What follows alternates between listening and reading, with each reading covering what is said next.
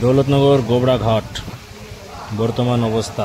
দৌলতনগর শিব মন্দিরের আশেপাশে প্রচুর জল হয়ে গেছে। দেখুন, দোকানপাট সমস্ত কিছু বন্ধ রয়েছে। যাত্রী পারাপার করছে খুব হালকাভাবে, যাত্রী নিয়ে পারাপার করছে নৌকা। কে কোথায় থেকে ভিডিওটি দেখছেন অবশ্যই কমেন্ট করবেন।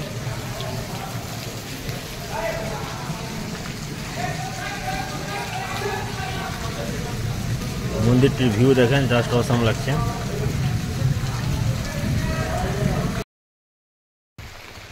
Good morning everyone. দেখতে পাচ্ছেন দৌলতনগর গার্লস জুনিয়র হাই স্কুল। বর্তমানে ফুলহর নদীর জল স্কুলের আশেপাশে চলে এসছে। এরকম জল বাড়তে থাকলে কিছুদিনের মধ্যেই জল স্কুলের মধ্যে প্রবেশ করবে। দেখতে পাচ্ছেন স্কুল, এছাড়াও আরও কিছু অংশে জল চলে এসছে, যেমন দৌলতনগর গোবরা ঘাট শিব মন্দিরের সামনে জল চলে এসছে।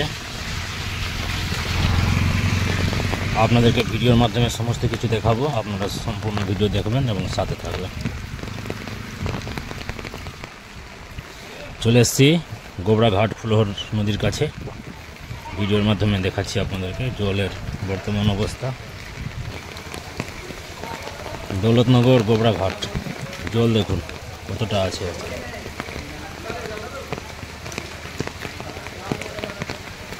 মন্দিরের আশেপাশে জল চলে এসছে। হর হর মহাদেব। তবু আজ পর্যন্ত মন্দিরের উপরে জল উঠেনি, তবে এখন বর্তমান অবস্থা এরকম যে মন্দিরের সামনে জল আছে। এটা গোবরাঘাট শিব মন্দির, এদিকে কর্মতীর্থ, শনিদেবের মন্দির, বজরংবলী এবং লক্ষ্মী মন্দির, শিব মন্দির।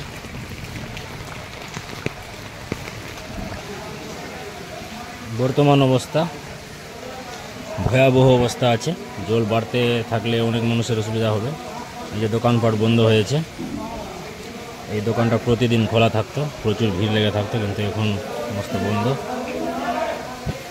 এই যে নৌকা পারাপার হচ্ছে, কম যাত্রী নিয়ে নৌকা পারাপার হচ্ছে। দেখতে পাচ্ছেন বৃষ্টি পড়ছে।